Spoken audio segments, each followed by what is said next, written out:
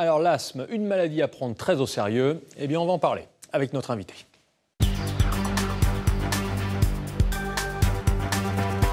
Professeur Antoine Magnon, bonsoir. Bonsoir. Vous êtes pneumologue au CHU de Nantes et à l'Institut du thorax. Est-ce qu'on est asthmatique dès la naissance ou alors on le devient à cause des pollutions dont on vient de parler? Alors ce qu'on a dès la naissance, c'est une prédisposition, c'est un terrain, un risque, certainement, et qui est bien étudié.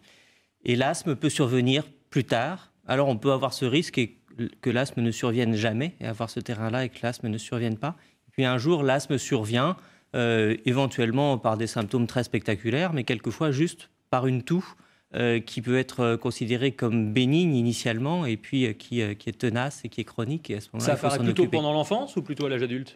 Plutôt pendant l'enfance, l'adulte jeune, mais on peut déclencher un asthme à l'âge adulte. Il y a même de l'asthme du sujet âgé qui peut se déclencher après 60 ans. Est-ce qu'aujourd'hui, en France, on est capable de guérir l'asthme ou simplement de le traiter et de le soigner un petit peu?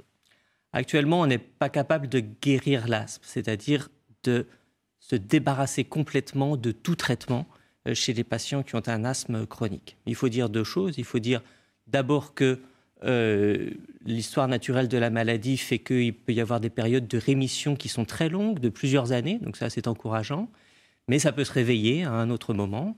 Et puis l'autre chose qu'on doit dire, c'est que les traitements qu'on a actuellement à notre disposition doivent, s'ils sont bien pris régulièrement, même quand on va bien, empêcher le déclenchement des crises et le déclenchement des symptômes, c'est-à-dire qu'un asthmatique bien traité, il ne doit avoir aucun symptôme. C'est contraignant, un traitement, ou c'est simplement un petit peu de ventoline quand il y a une crise? Alors la ventoline, c'est quand effectivement on ressent des symptômes. Le traitement de fond qui lutte contre la maladie, contre l'inflammation, qui va permettre que les symptômes ne se déclenchent pas, c'est un petit peu plus contraignant parce qu'il faut les prendre tous les jours, mais ce sont la plupart du temps des traitements qui s'inhalent, qu'on respire. Donc c'est assez facile à prendre. Alors, pas oublier. Vous travaillez en laboratoire, la recherche, elle avance?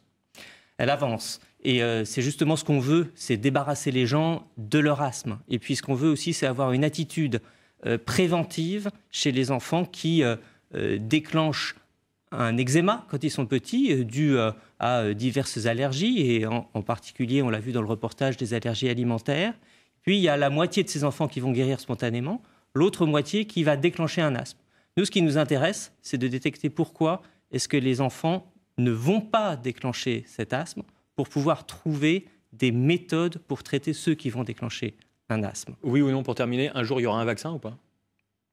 Un jour il y aura un vaccin, c'est le sens de ce réseau qu'on développe qui est soutenu par la région Pays de la Loire. Merci beaucoup, professeur Antoine Magnon, pneumologue au CHU de Nantes. Plus d'informations, si ça vous intéresse, sur notre site internet dont voici l'adresse.